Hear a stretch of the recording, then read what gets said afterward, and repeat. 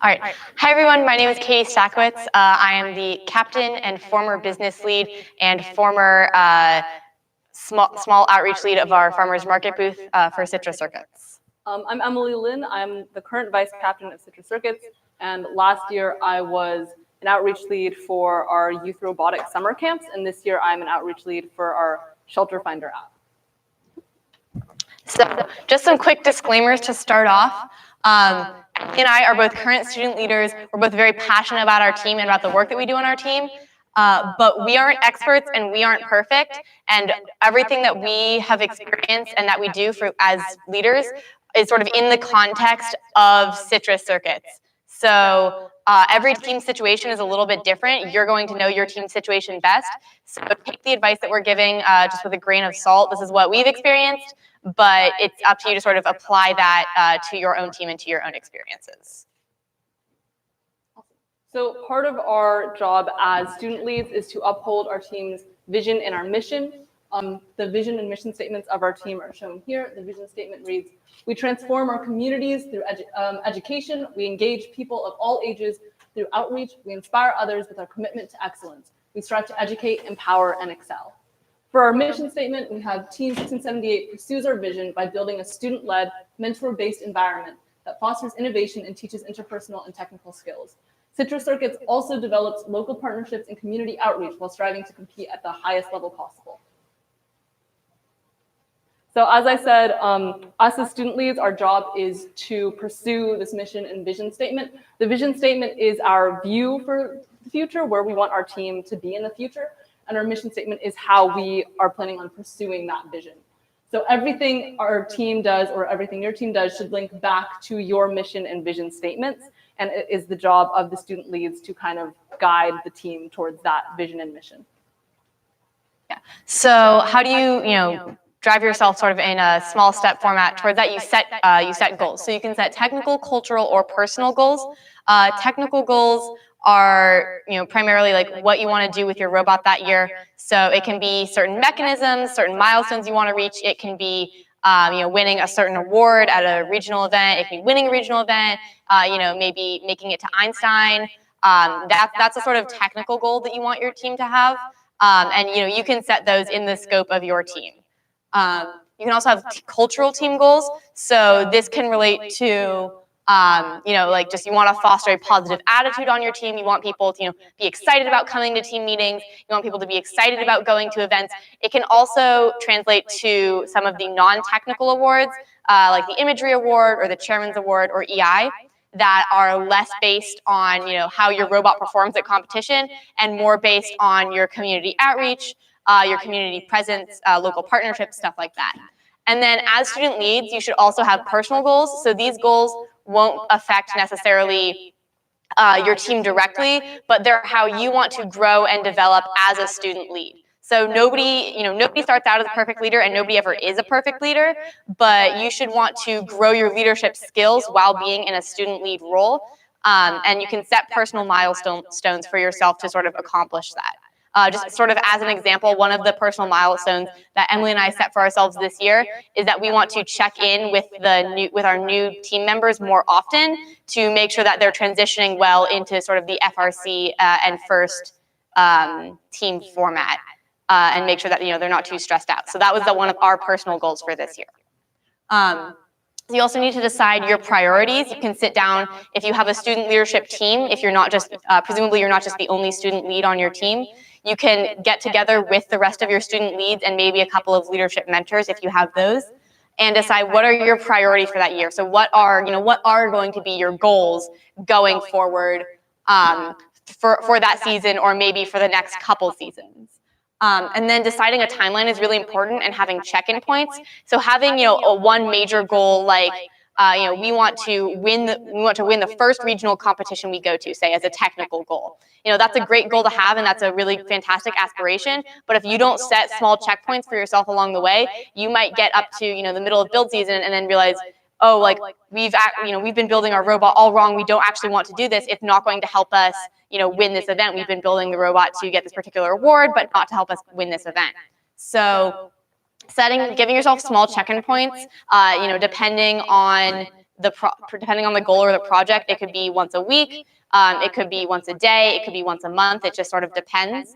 But setting those check-in points is really important, and then keeping yourself up to date on those check-in points is sort of the second half of that, because it's great to set check-in points, but if you don't hold yourself to that standard that you set, you're not going to, you're not going to get anywhere with the goals.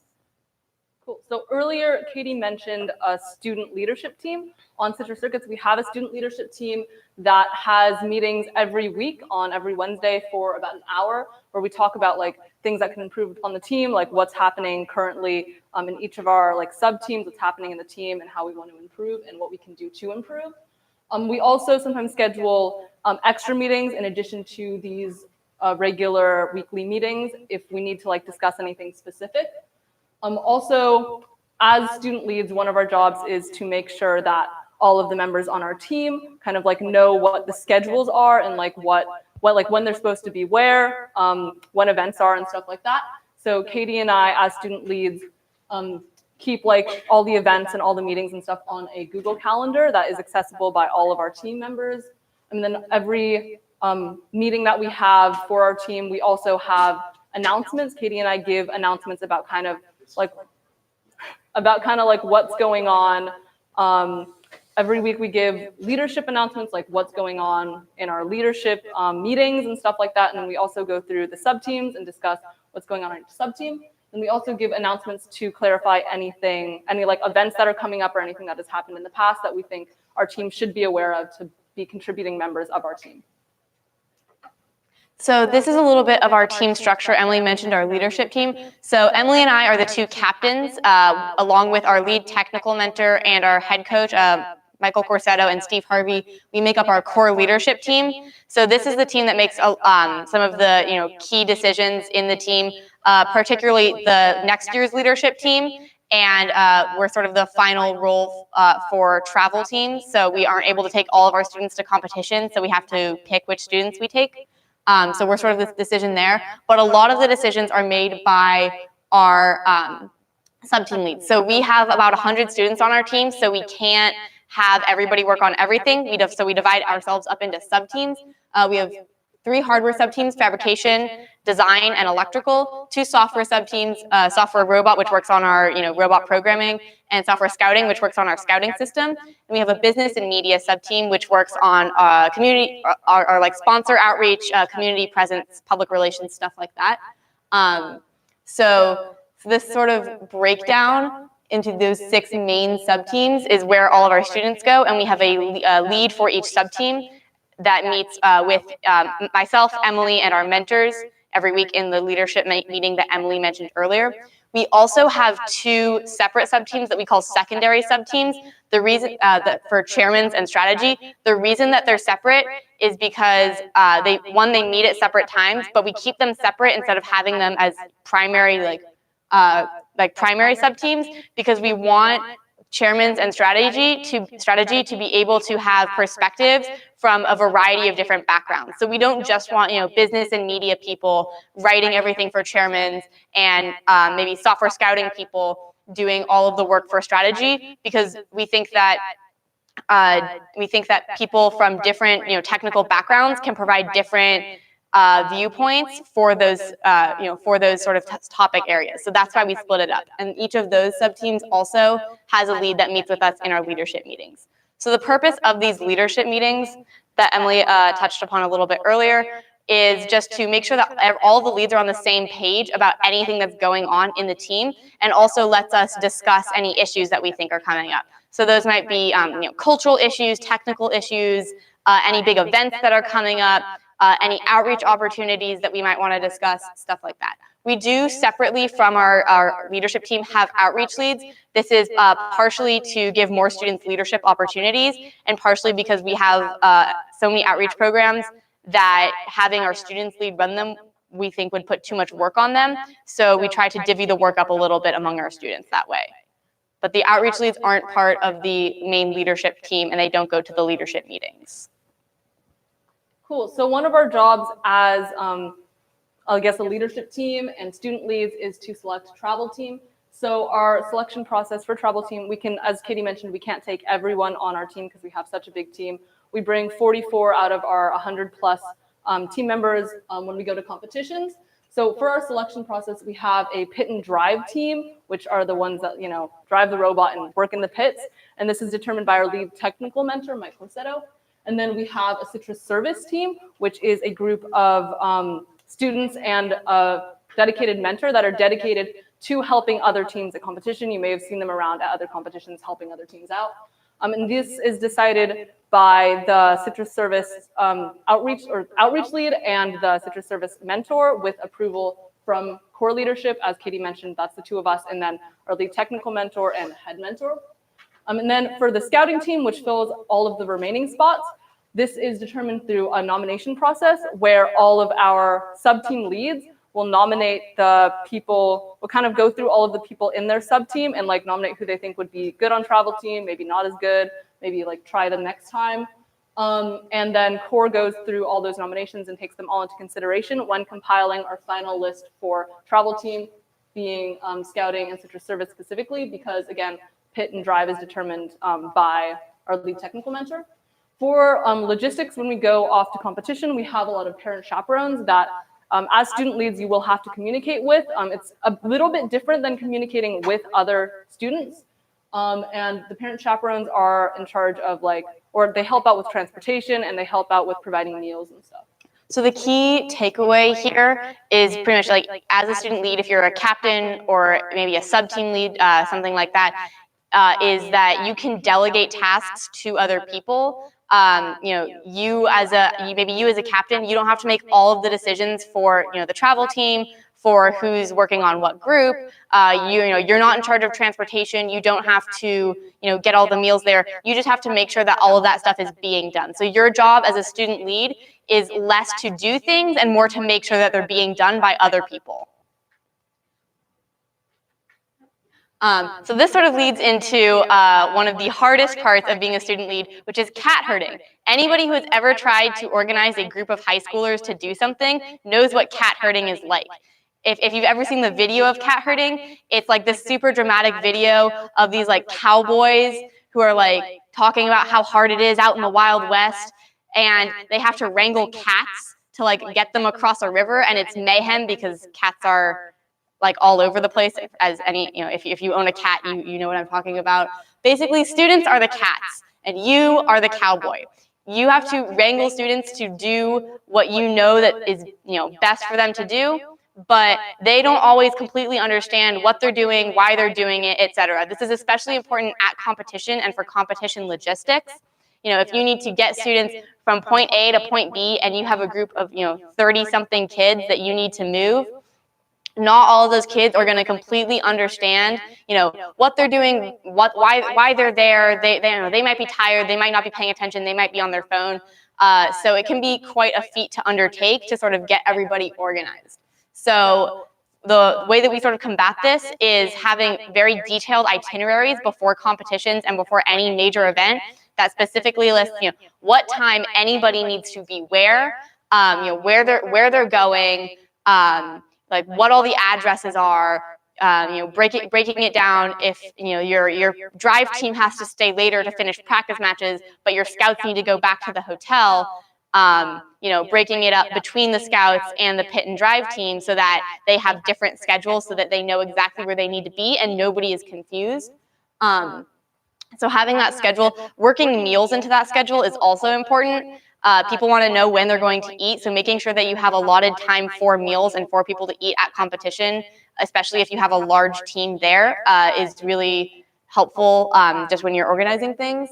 And then making sure that transportation is all set up ahead of time is super important. If you show up to the competition and you need to get back to a hotel and that's maybe a couple miles away and you don't have any way to get there, that's a pretty big problem. So you need to make sure that as part of your itinerary, you're making sure if you have parents who are driving, what parents are driving, who are they driving, where do they pick kids up, when are they picking kids up, where are they moving the kids.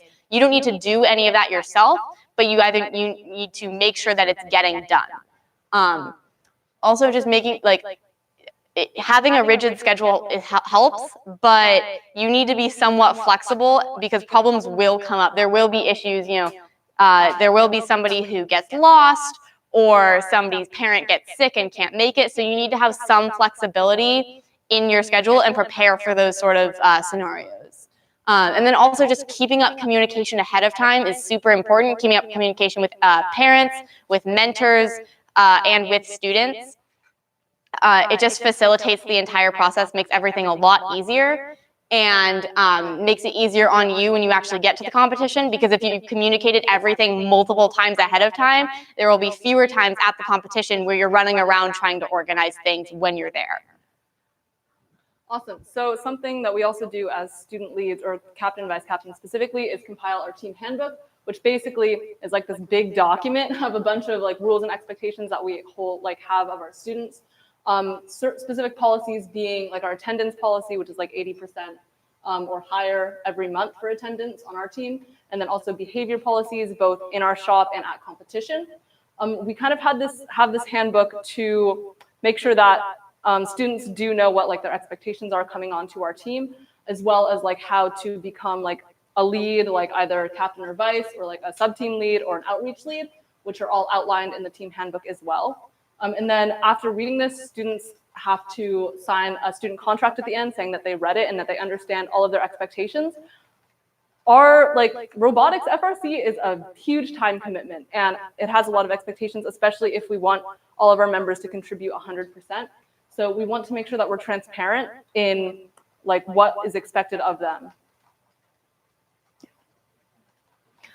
So going back to communication a little bit, as the sort of primary communicator on your team as a student lead, it's your responsibility to make sure that people know things. So generally, if you want somebody to get something done, you're going to have to make sure that they do it. And you're the one who's going to have to follow up with them probably, once, twice, 3 times, depending on the person, depending on how busy they are, to make sure that it gets done. So making sure that when you make requests and when you're telling people to do things, or just when you're reasoning with people in general, making sure you're very clear in what you want. It's nice to sort of sometimes it's nice to sort of like beat around the bush, or like not directly tackle a subject that might be sensitive. But if it's something that needs to get done, you just need to be upfront about it, because it's better to be upfront than have it not be done or have it be done incorrectly. Yeah, and then that goes both ways. So as a student lead, presumably you might be one of the older members of your team, so you might be a junior or senior. That can be a little bit intimidating to a freshman or maybe even an 8th grader, depending on the ages of people on your team. People who remember being 13 or 14, it can be scary to go and ask an 18-year-old who seems like they know a whole lot about the team and about everything. If you don't understand what you think is a basic concept that you don't get. So making sure that you as a student lead are very open and receptive to answering questions and taking questions from younger or less experienced team members is important. It builds trust, it builds their confidence, and it helps you as a leader to be able to answer those sorts of questions that might seem basic to you, but that really helps that student understand what's going on the team. So one of the things that we think is really important for communication is not just having communication in person, but also having communication online. We use Slack as our main communication platform, which is like a messaging platform for companies or organizations. We really like Slack because you can have a whole lot of people on it. It runs pretty quickly. You can share files really easily. You can share links really easily. And there's a whole organizational system that goes on in it. So we really like Slack for organizing our team. If you're a smaller team, maybe you can have like a text thread or an email chain if you don't want to use Slack. But we think that Slack has worked pretty well for us. We haven't hit a hitch with it. So if you don't already use Slack, I would definitely consider using it. Cool. So something Katie mentioned earlier was the idea of student leads being very receptive and open to questions. This kind of feeds into the idea of student leads kind of building up and guiding the team culture and having respect for everyone. So everyone on the team, but especially student leads, should be respectful of everyone. Being the students on the team, the mentors on the team, students, mentors from other teams, all the parents who help out, everyone. And then for student leads especially, they should aspire to be role models for every student on the team, meaning they should be professional and responsible, but also convey a lot of positivity and assume positive intent. And like Katie was saying, always be willing to like answer questions, be very open to receiving questions. Like no question is a dumb question. And then also as a role model and as a student lead, you should always be transparent. Like Katie said, that kind of feeds into communication. You want to make sure that everyone is on the same page with everything.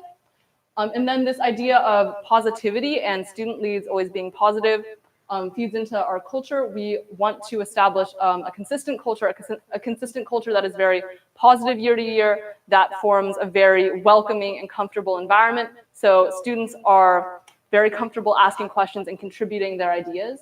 And student leads need to uphold this culture and continue to spread it.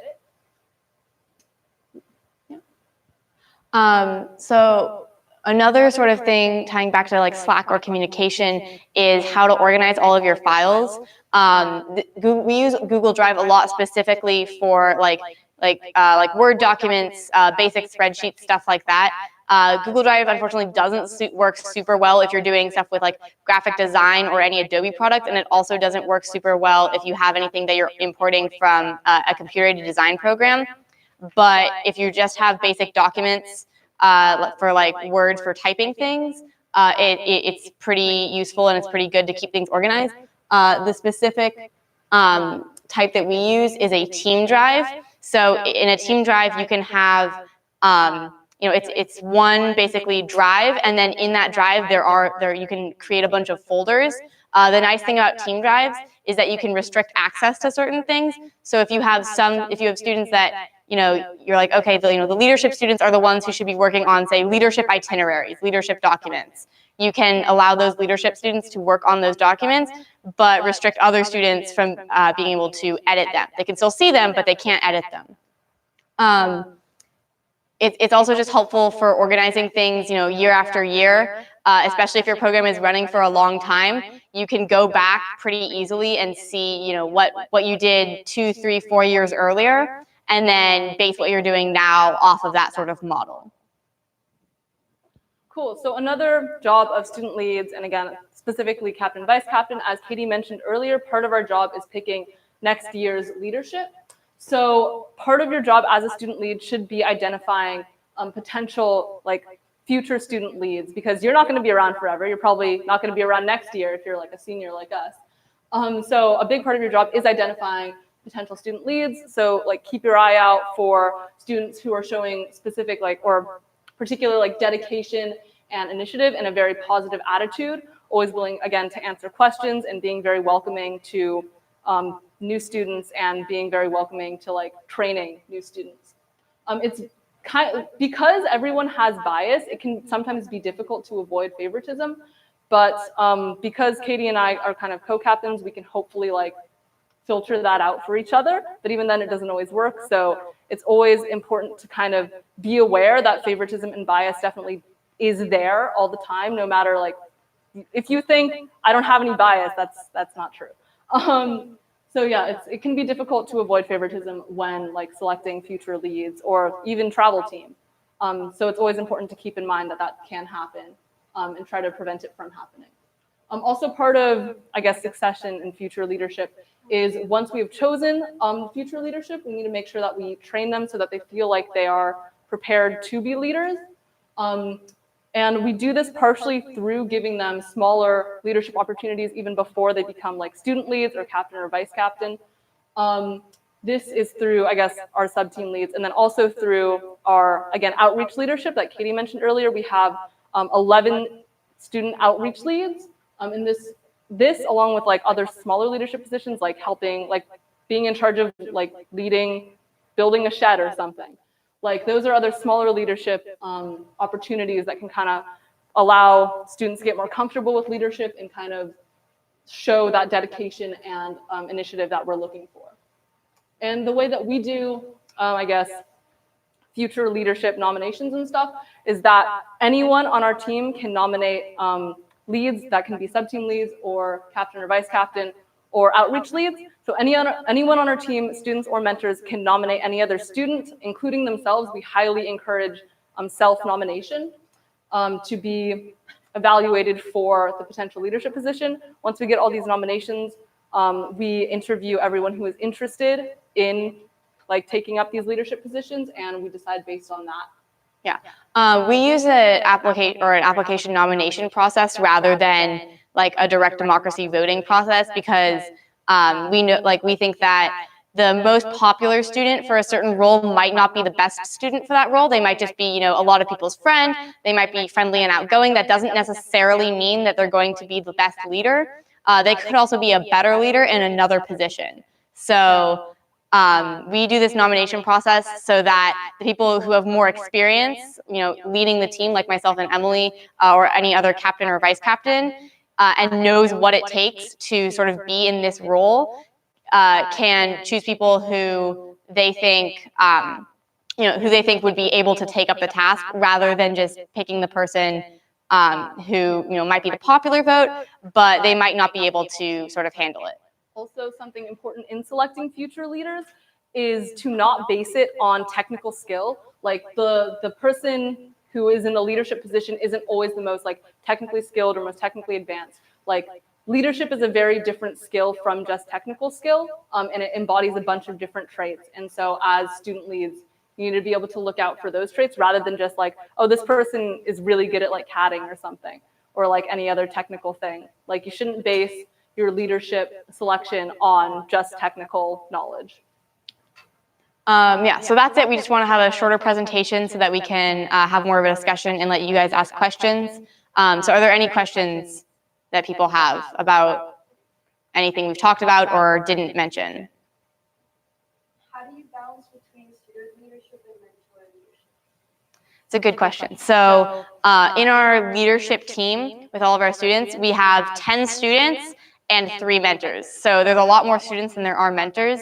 And so the students sort of have more of an opportunity to talk and discuss things than the mentors do. In general, our team doesn't have a whole lot of mentors. We have about 100 students. I think we have 10 to 15 regular mentors, which I think is, I don't know how many that is compared to other teams in terms of ratios, but we just make sure that our mentors subscribe a lot to our mission and vision of letting students be the ones who are leading. So it is somewhat up to mentors to sort of ascribe to that philosophy of letting the students be the ones who take things up. On our team, we have a pretty big culture of failure. Meaning that, sorry, I probably should have described that before I just said it. Meaning that we want to be comfortable in failure, and we would rather fail before we get to a competition than fail at the competition. So our mentors generally let us, they let us fail even if they see us going in a direction that they aren't sure is going to work. They generally let us fail because you can learn a whole lot more from failure than you can from success. So getting your mentors, and maybe that's something you can do as a student lead, getting your mentors to sort of believe that, letting the students work on things and maybe not get it right the first, second, or third, or fourth time is okay, and letting them make mistakes and letting students do things for themselves. I think we're lucky to have mentors who believe in that. But maybe that's something that you could talk to your mentors about, sit down with them and have a discussion. Did I answer? Okay. Yeah. How do you recommend you organize a club with only 10 to 20 members? Very small. An organization, do you mean for who's doing what task?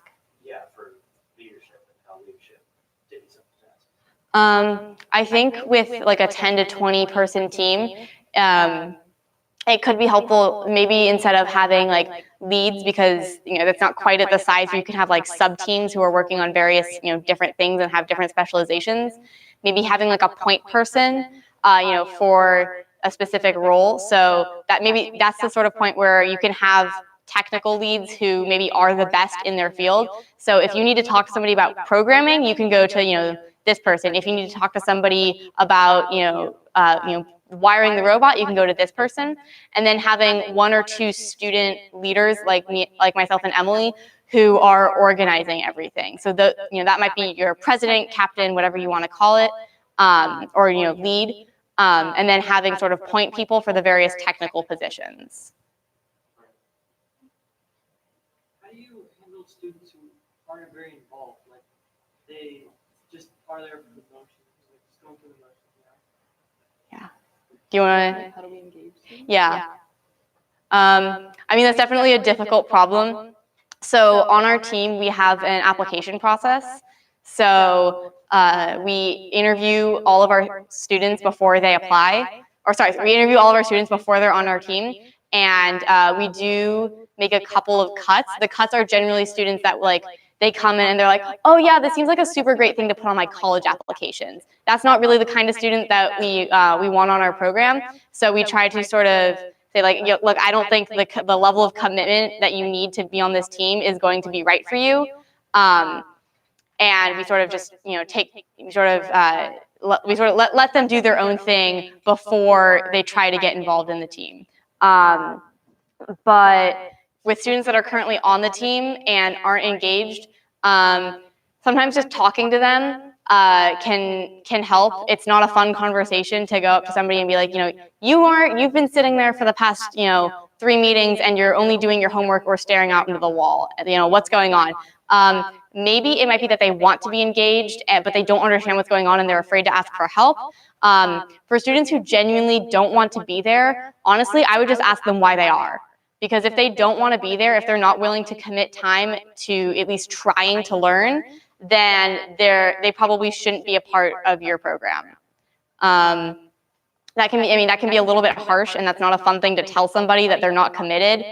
But if they seem like they genuinely don't enjoy being there, and it's not that they're confused about something, and it's not that they're trying to learn and they aren't getting it, they just don't care. Maybe that's the point that you talk to that kid's parents and say like, look, so and so isn't engaged, and I'm just wondering if this program is right for them because this is a pretty heavy time commitment and they don't seem to be enjoying their time here. Yeah. What role does the team captain play in your team? Like, what decisions do they make? I guess I can answer this again. So, like on a day-to-day basis, or like in terms of key decisions. Okay, so on a day-to-day basis, it's a lot of logistical work. This might be unique to Citrus Circuits, but since we have a pretty large team, like there's a lot of paperwork we have to go through. There's a lot of organization for events. There's a lot of there's a lot of talking to kids. Sometimes kids have behavioral problems. We have to pull them aside and talk to them. Like that's a captain's job. Or that's a captain's job on our team. In more major decisions, or I guess when I say captain, it's both myself and Emily. It's not just me. But in more major decisions, we're major voices for the travel team. So who gets to go to competition and in which roles, and then. For the application process to be on our team, Emily and I conduct those interviews and make the major decisions on that. And then for the next leadership process, for the next leadership team for the year that we are going to graduate. So generally, a lot of it is like who is on the team is a lot of the captain's work on our team. Emily, do you want to answer questions? Sorry, I've been talking too much. So you said that it's your job to decide who's on the leadership. Is it just your decision, or are mentors involved at all? There are mentors involved. So we have our head coach. Oh, sorry, I just realized I took your question. No, go for it. Sorry. Okay. So for our, student leadership process, we have all the students and all the mentors are able to nominate students that they think would be good fits for the respective position. And then we go through all those nominations and interview every person. Normally people conducting the interviews are me and Katie, and then our head mentor, and then our lead technical mentor. And then also for sub-team leads or maybe specific outreach leads, it's also a mentor that works really closely with that sub-team. And then after those interviews, we kind of just go through it and make our decision off of that, and based on what we've seen throughout the year, based on like initiative, dedication, etc. It's mainly the two of us, and then our core team, our core leadership team is me and Katie, and then our head mentor and lead technical mentor. So it's 2 mentors and 2 students. We all have equal final say.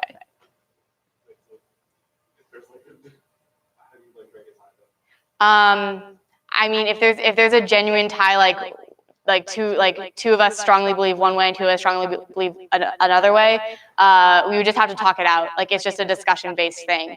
And we've never had a point where at the end of a discussion, we couldn't reach a decision. Yeah, it's never just based on vote, and like mentors don't have more say than the students. Like, we will discuss it and come to a consensus. How do you guys deal with cliques, and how do you make sure that everyone is involved?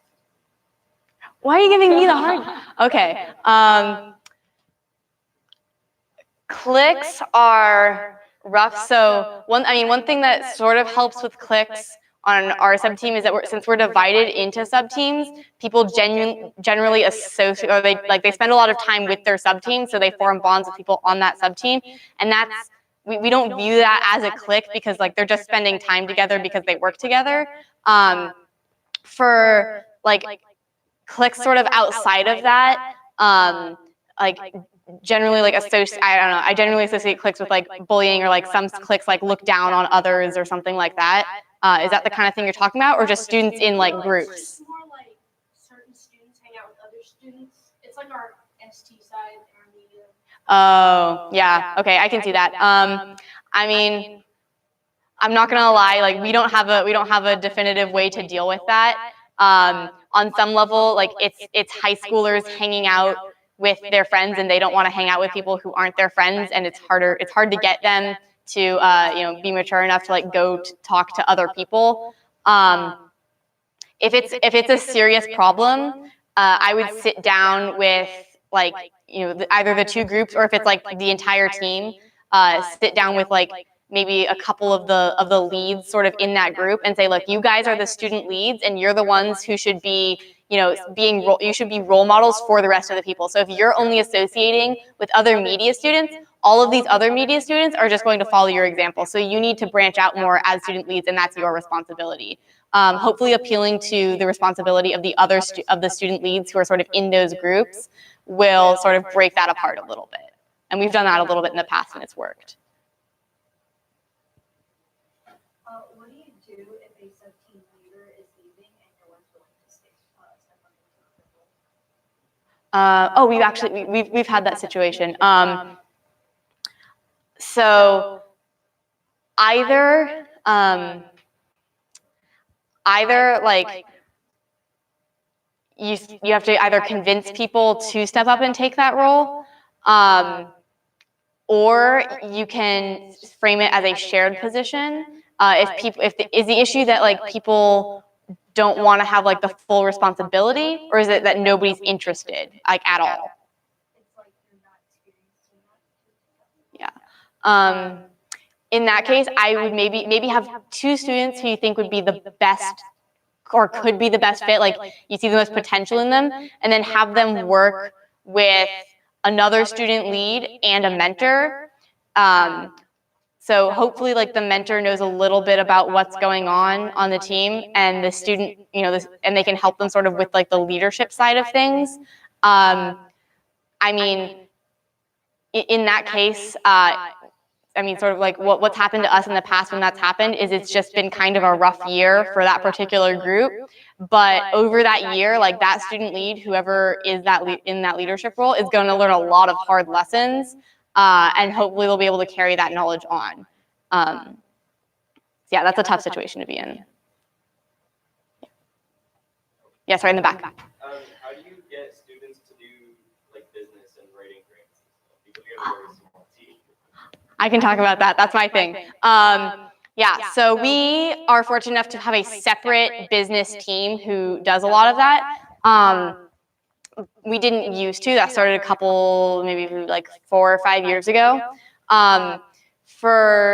To get students interested, one thing you can do is just like be honest with them and be like, look, it's really great that you want to like build a robot and go to regionals, but you can't do any of that if you don't have money. So like some of you might just have to suck it up and write a grant, and maybe you'll actually have fun doing it. Like, you know, you might just have to be blunt like that. Another thing you can do, you can emphasize the skills that you get from it. So like working in business for the past 4 years, like I've learned a lot about communication, about writing, about, you know, how to do technical writing, how to write emails professionally, stuff like that. Which is a huge benefit for anybody going into the workforce. Like, again, it's great if you're like the best programmer or the best engineer out there, but if you can't communicate your ideas, then you're not going to get anywhere. You can't work alone pretty much no matter what you're going to do in life. So, you know, emphasizing that sort of part of it might help a little bit.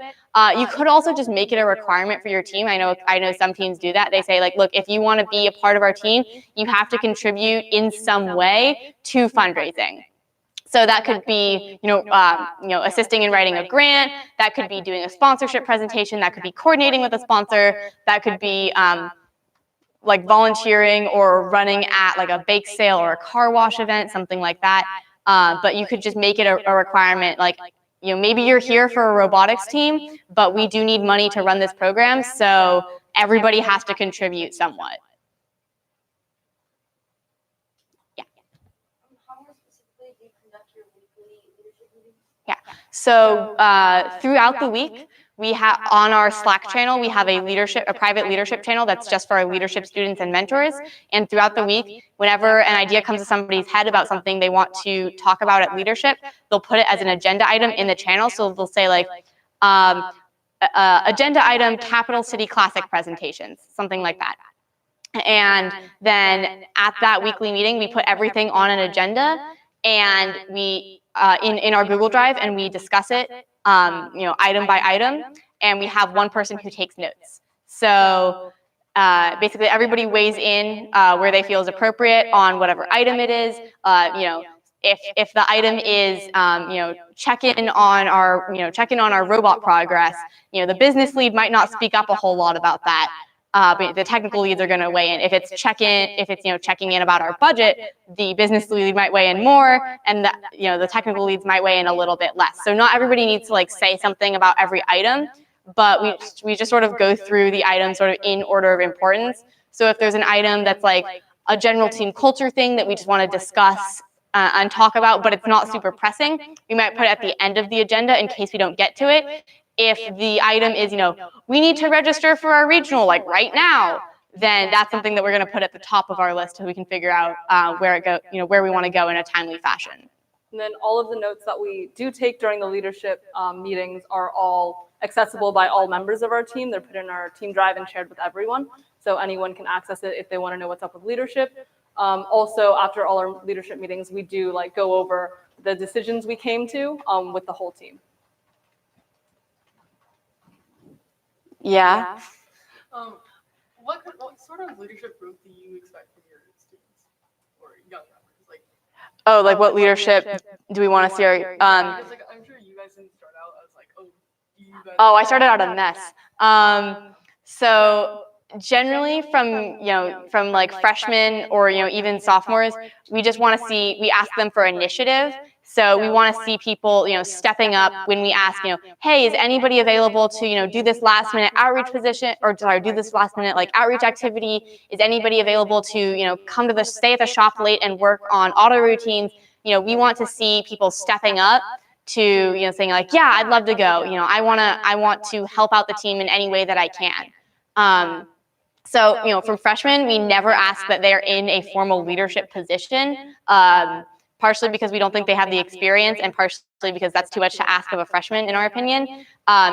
Sophomores sometimes will be in leadership positions, usually not a sub-team lead, but sometimes. And outreach leads are more common because they're smaller responsibilities. Usually juniors, seniors are the sort of bigger roles. But from our younger members, we want to see, stepping up. We want to see initiative, and it's also helpful. Like if somebody says, no, you can't help me with this because like I don't need any more help. Backing off a little is something that we appreciate, because if you're trying to organize 100 people to do something and you have somebody who just keeps like asking you if you can help and you've told them no multiple times, it can get a little bit frustrating. So yeah, that's the sort of precedent that we set for our younger members. Yeah. We also want to make sure that they take the initiative in asking questions if they like don't understand something or would like, I guess, to know how something works further. So that kind of initiative too. All right, so let's say you have like a very small subteam, like very few members on it. What are some ways to help legitimize and grow subteam?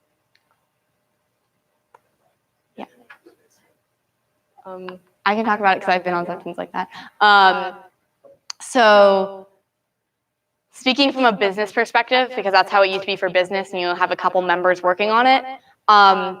When you're recruiting members for your team, one thing that we would do is advertise like, this is a robotics team, but we have a business and media side of it as well. So even if you're even if you think, oh, like I'm not interested in CAD, I'm not interested in programming, but you think you might be interested in PR, social media, business, that side of it, advertising to that sort of demographic and social group, and letting people know that this is a part of a robotics team, got us a lot of members pretty quickly.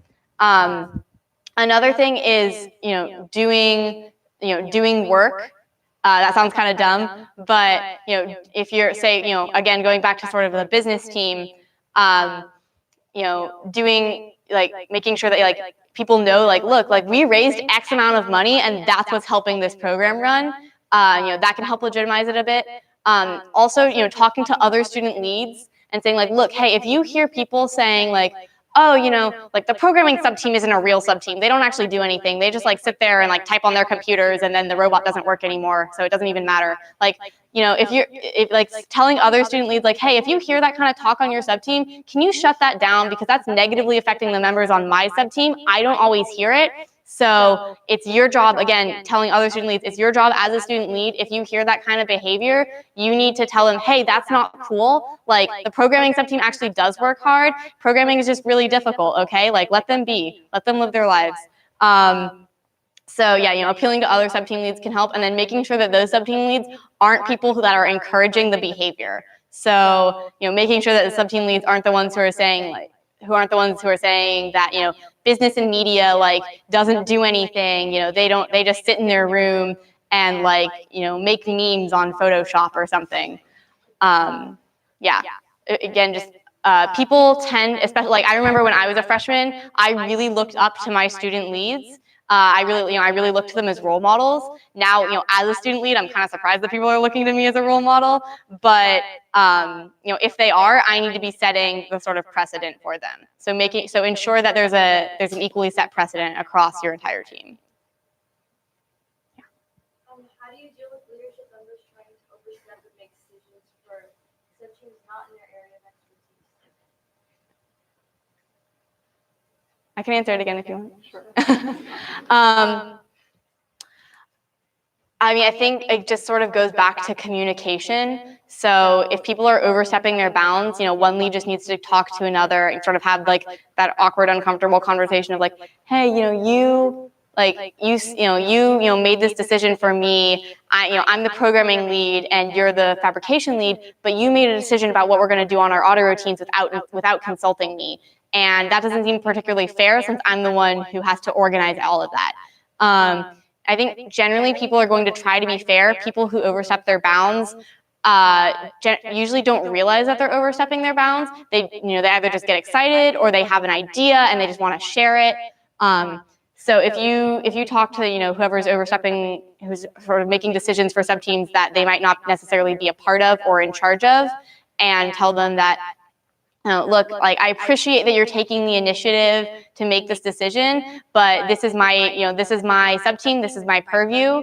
So I would appreciate it if you could consult with me first.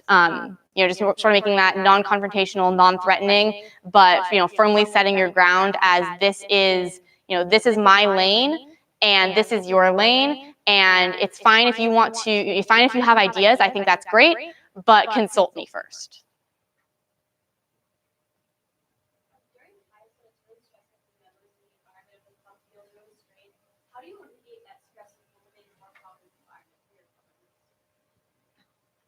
I've answered all the hard questions. You can take one. Man, okay.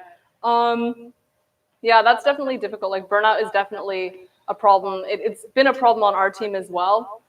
We try to emphasize that like taking a break is okay. Like sometimes there's a stigma behind taking a break and something like that. Like people have a lot of stuff. It's not like robotics is the only thing that's in their life.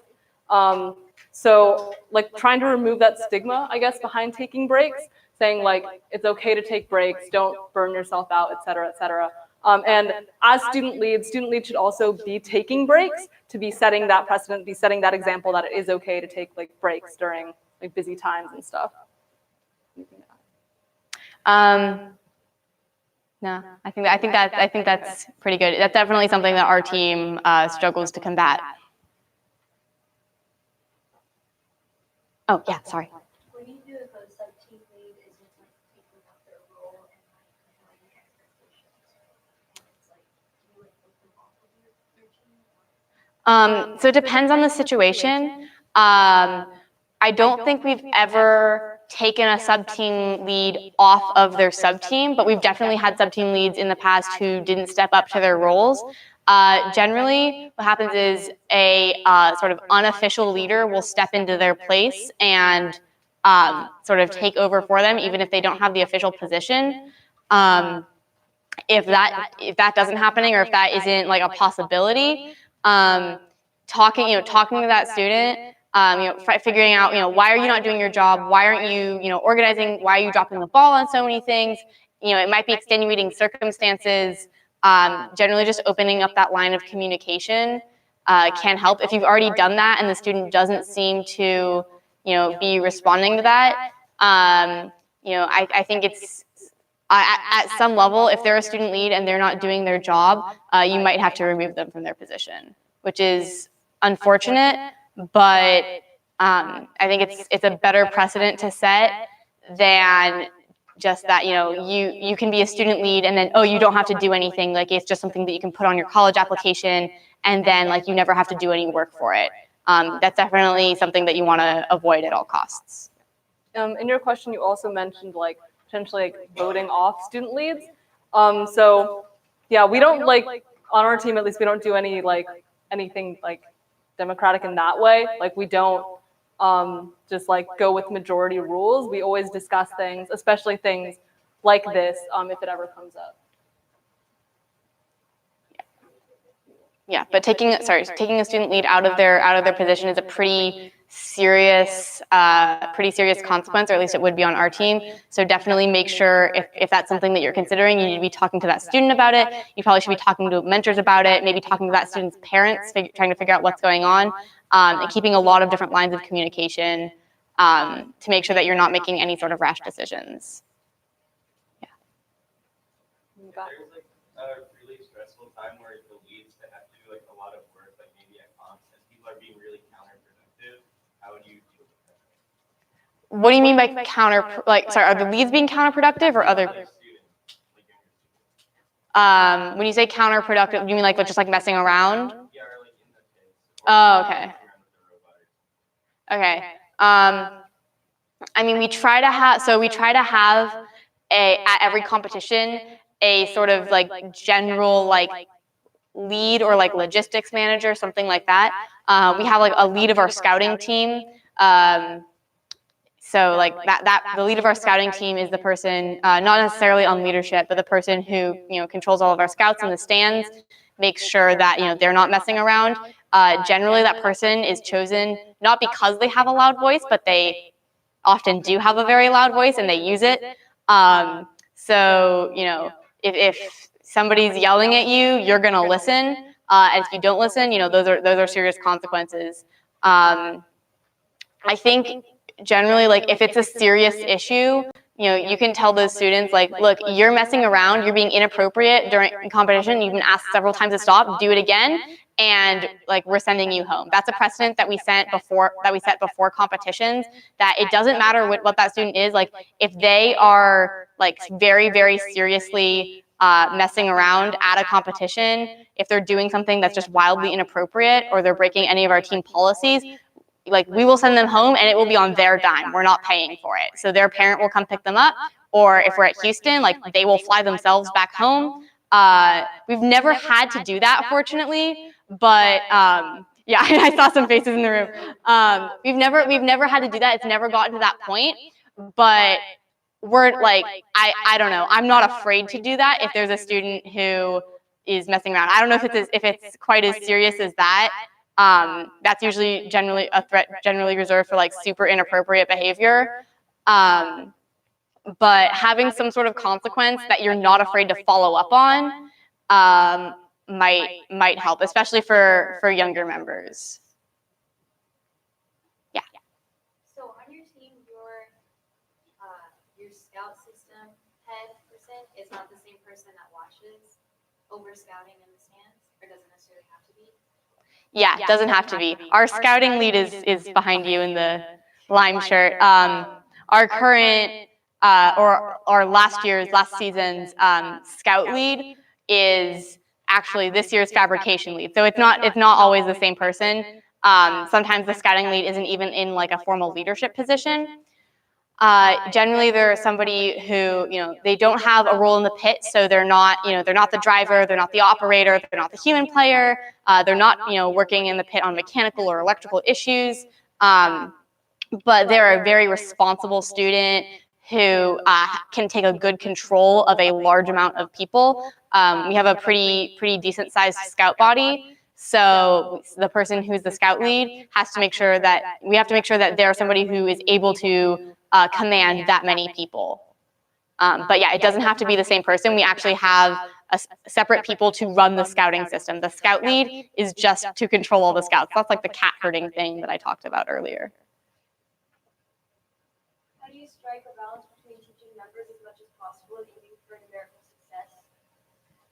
Would you involve a new member more at the risk of your performance like getting worse? Oh, I see. So performance like in competition and stuff? Yeah. I think idealistically, we'd like to say yes. I think realistically, we try to get as much as we can done in the off season, as much training as possible, and as much like mistakes and failure done in the off season as possible, or even in the build season, so that we don't have to deal with that when it comes time to competition. We're fortunate enough to have enough members that we can, the freshmen or newer members, maybe they can learn, say, how to CAD by starting CADing like a smaller, they can CAD like part of a mechanism or a smaller part of the robot, and then some of the more senior design members can design a full mechanism, be in charge of making sure everything is organized, fits, whatever. But with if you can't, if you don't have the design members to be able to do that, and have your more junior design members work on smaller parts and have your more senior design members work on some of the larger mechanisms, it's just important to fail even more in the off season. Get that training sort of done on a crash course, so that you don't have to sacrifice performance for education when it comes time for the competition.